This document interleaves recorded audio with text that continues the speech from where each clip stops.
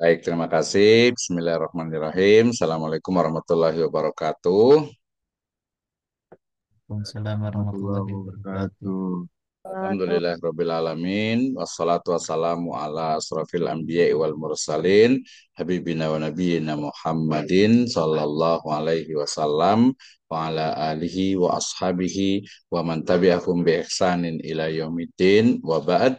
Qala Allah Ta'ala fi kitabihil karim. A'udzu billahi minasyaitonir rajim. Bismillahirrahmanirrahim. Walladhu ba'asa fil ummiyina rasulan minhum yatlu alaihim ayatihi wa yuzakkihim wa yu'allimuhumul kitaba wal hikmah wa in kanu min qablu lafi dhalalin mubin. Faqala Rasulullah sallallahu alaihi wasallam man salaka tariqan yaltamisu fihi ilman sahalallahu lahu bihi tariqan ilal jannah. Amma ba'd fa inna astaqal hadis kitabullah wa khairal huda huda nabiyyu sallallahu alaihi wasallam. Alhamdulillah, syukur kepada Allah Subhanahu wa taala yang telah memberikan kepada kita kenikmatan iman, Islam dan juga ihsan.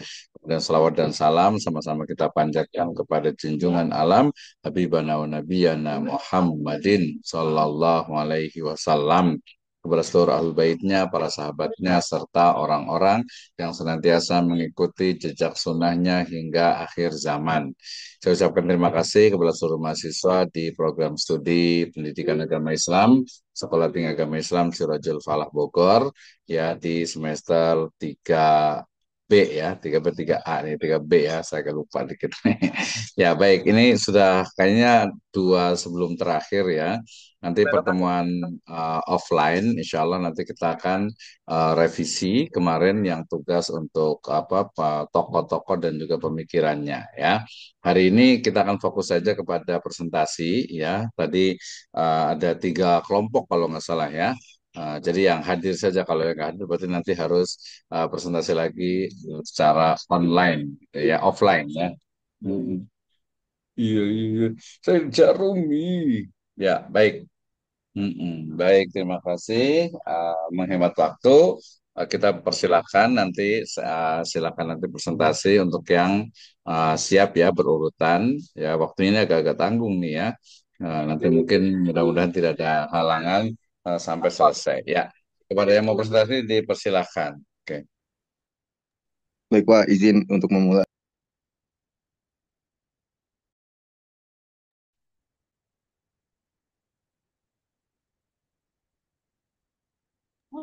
Ya, dipersilakan.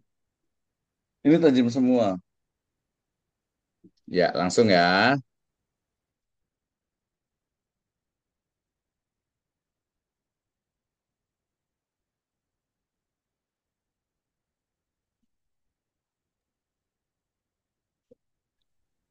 Ada suaranya. Baik, Assalamualaikum warahmatullahi wabarakatuh.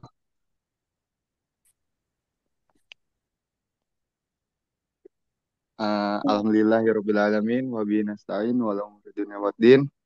Wassalatu wassalamu ala asrofil anbiya'i wal mursalin wa ala alihi washabihi ajmain amma ba'du.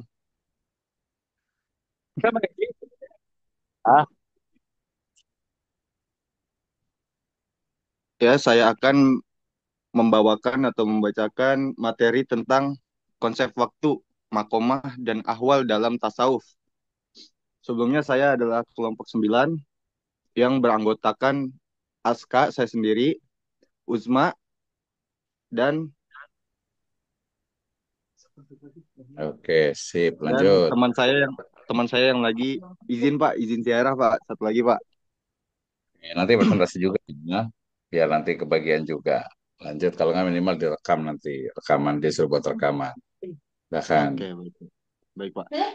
Yang pertama saya akan membawakan pembahasan tentang konsep waktu dan pengalaman sufistik yang akan dibawakan oleh saya sendiri. Konsep waktu dan pengalaman sufistik. ya Konsep silakan. waktu dan pengalaman sufistik, yang pertama ada waktu ilmiah. Kata waktu berasal dari bahasa Arab, yaitu waktu, kemudian diserap ke dalam bahasa Indonesia dan diartikan sebagai seluruh rangkaian saat ketika proses perbuatan berlangsung dan keadaan berada, lamanya kesempatan atau saat yang ditentukan berdasarkan pembagian bola dunia. Waktu bisa diartikan dengan umur kegiatan seseorang. Yang menyia-nyiakan waktu berarti ia menyia-nyiakan umurnya. Barang siapa yang telah kehilangan sesuatu dari umurnya, maka ia tidak akan mendapatkan gantinya lagi. Selanjutnya ada waktu psikologi. Menurut J.P. Chapin, ia mengartikan bahwa waktu psikologis atau psychological time adalah tempo yang diperkirakan secara subjektif tanpa bantuan jam maupun matahari. Faktor-faktor seperti inilah, faktor-faktor seperti jumlah kejadian yang telah terjadi, sifat kejadian, dan irama psikologis digunakan dalam membuat pertimbangan sedemikian itu. Yang ketiga, ada waktu sufi. Berbeda dengan waktu fenomena alamiah dan waktu psikologis, waktu sufi didefinisikan sebagai ungkapan tentang kondisi ketika kamu berada di dalam tanpa ditentukan oleh masa lampau atau masa yang akan datang. Selanjutnya ada waktu Al-Quran. Dalam waktu Al-Quran terdapat beberapa istilah yang dipakai Al-Quran yang menunjukkan pecahan-pecahan waktu antar. Yang pertama ada waktu yaum, hari. Menurut Al-Syafihani, kata digunakan untuk waktu terbitnya matahari hingga terbenam dan kadang-kadang digunakan juga untuk ukuran suatu masa, kapanpun waktu itu ada. Mungkin yang dimaksud dengan terbit hingga terbenamnya matahari adalah siang hari atau nahar, tidak memasukkan di dalamnya lail atau pada malam. Yang semestinya hari yaum adalah ikhtilaf al-lail wa an-nahan. Selanjutnya ada waktu pada makom dan dalam hal. Waktu pada makom dan dalam hal. Pada dasarnya, waktu sufi itu berada pada kondisi puncak pengalaman seperti Al-Jabiri, bahwa hal-hal yang memenuhi waktu dan menjadikan darinya waktu itu, namun selama seorang sufi menempuh makomatnya, ia memiliki waktu-waktu itu sendiri. Adapun waktu tersebut, yang pertama ada waktu dalam makomat. Mau makomat adalah adab ketika yang harus dilakukan oleh seorang hamba untuk menuju usul kepada Allah dengan macam upaya diwujudkan dengan suatu tujuan pencarian dan ukuran tugas. Yang kedua ada waktu dalam hal. Seperti yang dikemukakan Al-Jabiri, bahwa hal memiliki hubungan yang kuat dengan waktu sufi dalam hal ini. Tetapi itu bukan bagian dari masa atau zaman, yaitu kondisi ektase atau warid yang menimpa waktu sufi dan menghiasi hal misalnya roh pada jasad. Yang ketiga adalah makomat dan ahwal yang akan dibawakan atau dibacakan oleh rekan saya, yakni saudari Rodiatul Uzma. Waktu dan tempat kami persilahkan. Oke, silahkan lanjut.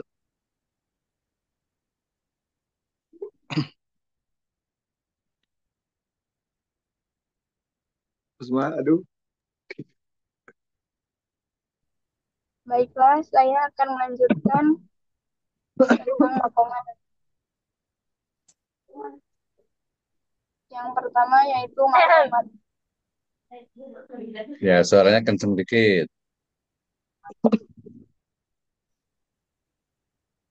Makomat merupakan bentuk jamak dari makom yang dari segi bahasa berarti kedudukan dan tempat berpijak kedua kaki. Dalam istilah ilmu tasawuf, makomat mengandung arti kedudukan hamba pandangan Allah sesuai dengan apa yang diusahakan berupa ibadah, latihan, dan perjuangan menuju Allah Subhanahu wa Ta'ala.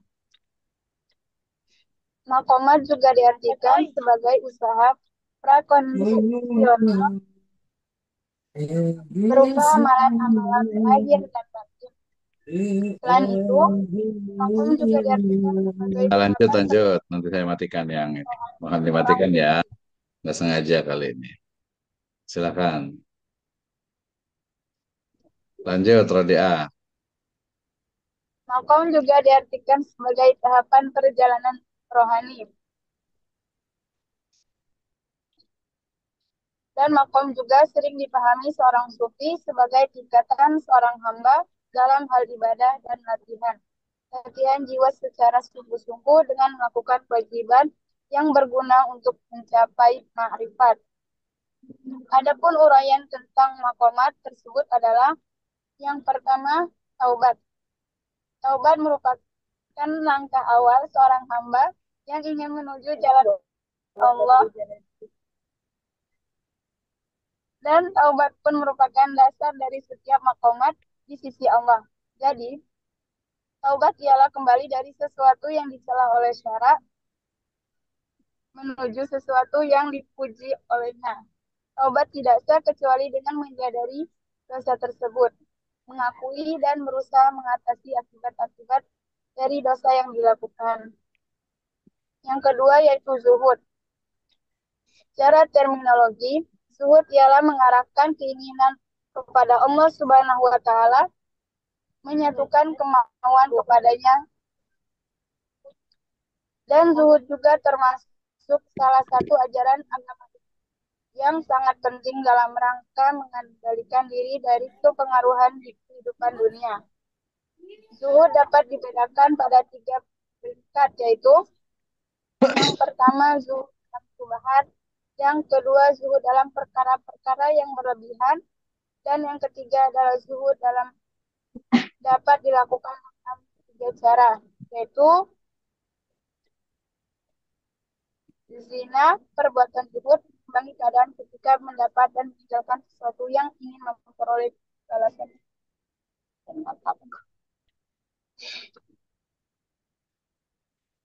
Yang ketiga yaitu waro. Secara harfiah, al-waro artinya soleh, menjauhkan diri dari perbuatan dosa. Kata ini selanjutnya mengandung arti menjauhkan dari hal-hal yang tidak baik. Dan dalam pengertian sufi, al-waro adalah meninggalkan segala yang di dalamnya terdapat keraguan-keraguan antara halal dan haram. Yang keempat yaitu al-faqr. Secara harfiah, fakir biasanya diartikan sebagai orang yang berhajat, butuh, atau orang yang miskin. Sedangkan dalam pandangan sufi, fakir adalah tidak meminta lebih dari apa yang telah ada pada diri kita. Ada tiga tingkatan fakir. Yang pertama yaitu fakir orang-orang yang tidak memiliki apapun. Yang kedua, fakir orang-orang yang tidak memiliki apapun. Yang ketiga, fakir orang-orang yang tidak memiliki apapun. Yang kelima yaitu sabar. Sabar merupakan bangunan dasar yang harus dimiliki oleh setiap manusia selama hidup di dunia. Ia termasuk akhlak yang mulia. Sabar adalah menahan diri dari rasa gelisah, cemas, dan marah. Menahan lidah dari keluh kesah, serta menahan anggota tubuh dari kekacauan. Yang keenam yaitu tawakal. Tawakal berarti menyerahkan diri. Tawakal bersandar dan mempercayai serta menyerahkan diri kepada Allah dengan sepenuh jiwa dan raga. Yang ketujuh yaitu ridho. Ridho dalam bahasa Indonesia disebut rela dan senang hati. Ridho merupakan amalan batin setiap diri seorang mukmin yang akan menimbulkan kesenangan dan kebahagiaan. Yang selanjutnya yaitu ahwal. Ahwal merupakan bentuk jamak dari hal yang bermakna keadaan. Keadaan yang dirasakan oleh manusia seperti perasaan senang, riang, gembira, sedih, takut, atau sebagainya. Adapun prinsip dasar yang mesti tertanam dalam hati seseorang adalah merubah muraqabah billah. Adapun uraian lebih rinci tentang akwal yang dijumpai para sufi, perjalanannya antara lain itu yang pertama akwal dan khauf. Khauf dalam tasawuf adalah hadirnya perasaan takut ke dalam diri seorang salik atau orang yang menuju Tuhan. Yang kedua yaitu akwal tawadu. Tawadu adalah perasaan yang selalu muncul dalam diri seorang sufi sebagaimana hasil dari penghampiran dengan Allah. Yang ketiga yaitu akwal dalam takwa. Takwa adalah akwal yang dinisbatkan kepada seorang yang patuh, taat, dan sabar terhadap perintah Allah serta memelihara diri dari tergelincir keadaan perkara-perkara yang buruk.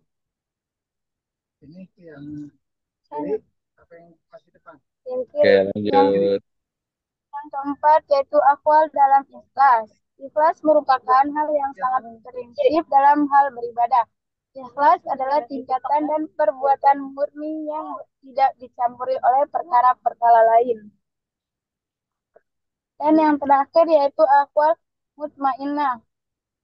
Mutmainnah adalah ketenangan dan ketentraman hati. Mungkin cukup ini yang dapat saya sampaikan. Selebihnya saya serahkan ke moderator. Baik, terima kasih kepada Saudari Uzma yang sudah memberikan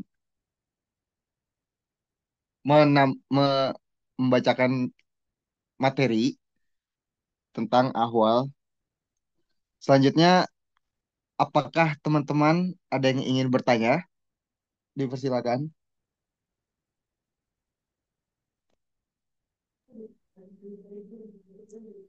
Saya jelaskan kalau ada yang mau bertanya. Jika teman-teman ada yang ingin bertanya, dipersilakan. Silakan. Kalau ada yang mau bertanya ya.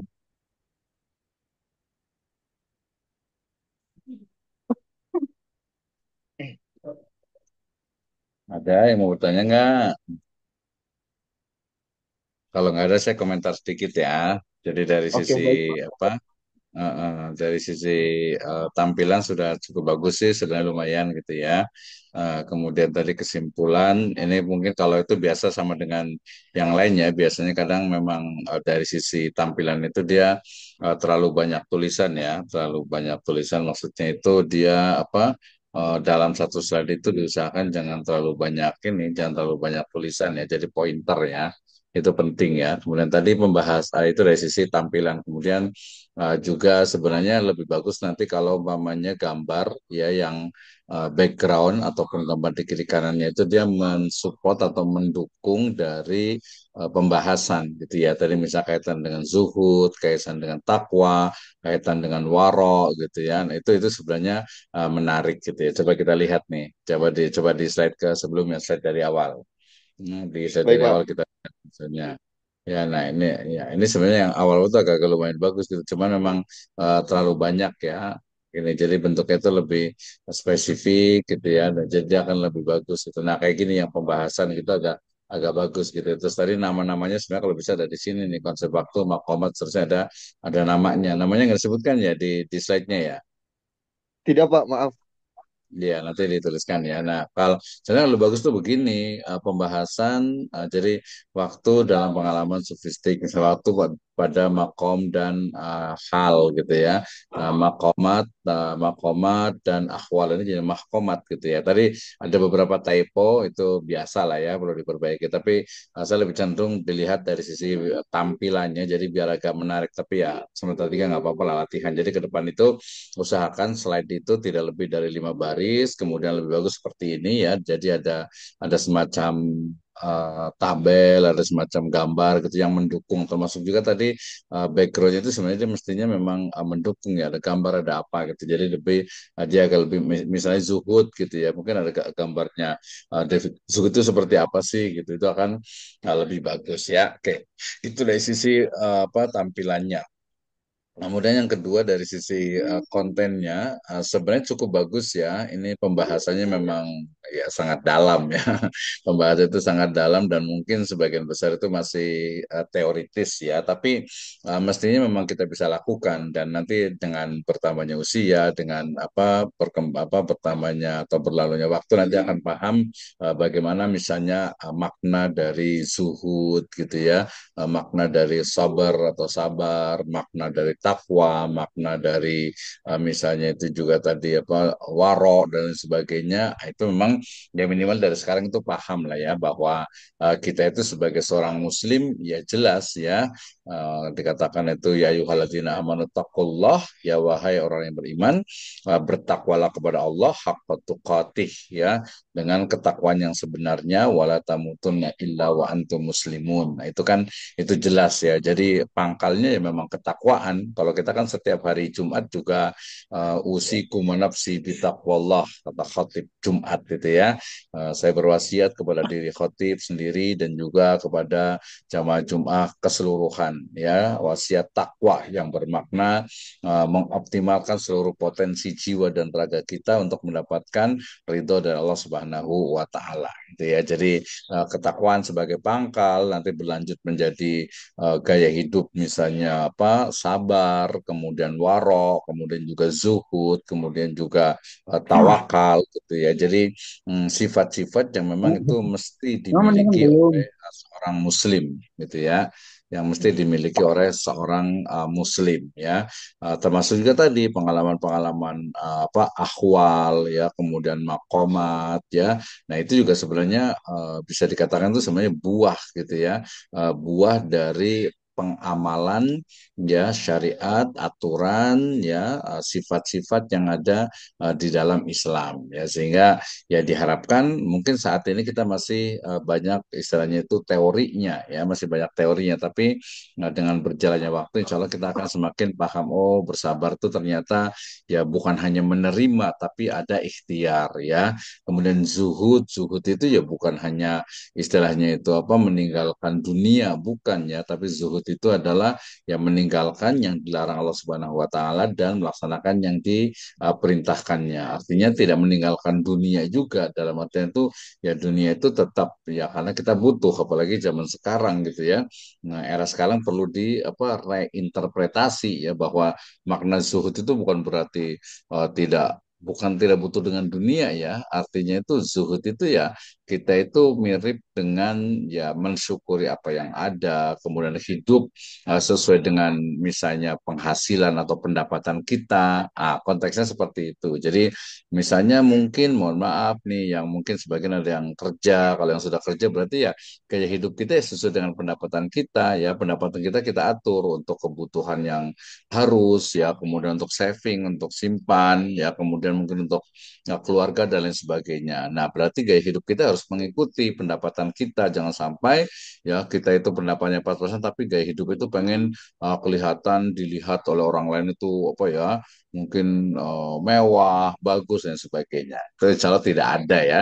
Itu di biasa kadang artis atau apa mungkin ya. Kemudian kalau mahasiswa juga misalnya kita itu kan mungkin kalau mahasiswa ya biasanya kan masih dikasih sama orang tua gitu misalnya. Berarti ya ya apa yang didapat dari orang tua kita syukuri, kita berbuat baik kepada orang tua, kemudian juga hidup sesuai dengan apa ya yang didapatkan dari orang tua tersebut. Ke depan kita sambil usaha. Oke ya.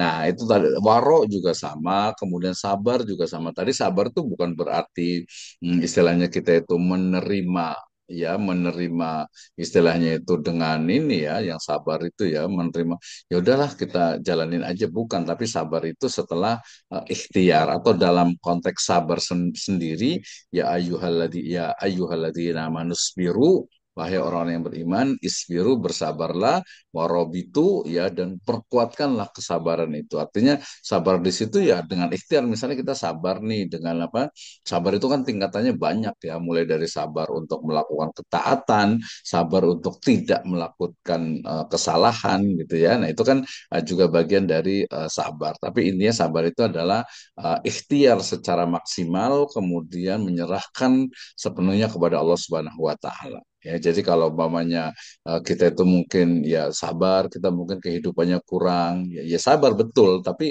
kita harus berusaha maksimal bagaimana agar kehidupan kita bisa lebih baik lagi. Ya ini sabar, al-faqr juga gitu ya, dan lain sebagainya cukup banyak lah. Jadi intinya ini adalah ya mungkin untuk saat ini masih teori, masih ilmu pengetahuan, tapi sambil perlahan kita praktekkan, sambil perlahan kita itu mencoba untuk melaksanakannya. Demikian, terima kasih untuk kelompok yang sudah presentasi ya. Cukup bagus, luar biasa tadi sebenarnya di awal penyampaiannya cukup bagus. Cuma memang kayak gini agak sedikit mengganggu saja tulisannya terlalu banyak gitu. Padahal kalau mau diringkas akan lebih bagus. Oke, terima kasih. Silakan ditutup. Baik, terima kasih kepada Pak kepada Bapak yang sudah memberikan tambahan. Saya akan membacakan kesimpulan. Jadi kesimpulannya adalah konsep waktu dalam prepastik sofistik memiliki Perspektif. pres Perspektif. Perspektif kah? Kah? Perspektif perspektif. kah? Oke, Perspektif kah? perspektif sofistik. Perspektif kah? Perspektif. Oke, terima kasih siap sudah mewakilkan. Memiliki Logis. keunikan tersendiri dibandingkan dengan pemahaman waktu ilmiah dan psikologis. Waktu ilmiah adalah pengukuran objektif terhadap pengalaman waktu berdasarkan fenomena alam. Sedangkan waktu psikologis bersifat fenomena alam. Sedangkan waktu psikologis fenomena alam. Sedangkan waktu psikologis bersifat subjektif, dipengaruhi oleh pengalaman individu. Dalam tasawuf, waktu difahami sebagai kondisi spiritual yang melampaui dimensi masa lalu dan masa depan. Bagi para sufi, waktu adalah saat ketika seorang hamba berada dalam ekstase spiritual, bebas dari bayang-bayang masa lalu dan angan-angan masa depan, karena hanya berfokus kepada Allah Subhanahu wa Ta'ala. Makomat dan awal menjadi bagian integral dalam pengalaman sufistik. Makomat adalah tahapan perjalanan spiritual yang diupayakan melalui latihan dan ibadah seperti taubat, zuhud, warok, dan lainnya. Ahwal adalah keadaan spiritual yang dianugerahkan oleh Allah Subhanahu wa Ta'ala sebagai khauf, tawadu, dan ikhlas. Kedua elemen ini membantu seorang salik mendekatkan diri kepada Allah dan pencapaian pencerahan spiritual. Sekian saya selaku moderator dan saya mewakili teman saya.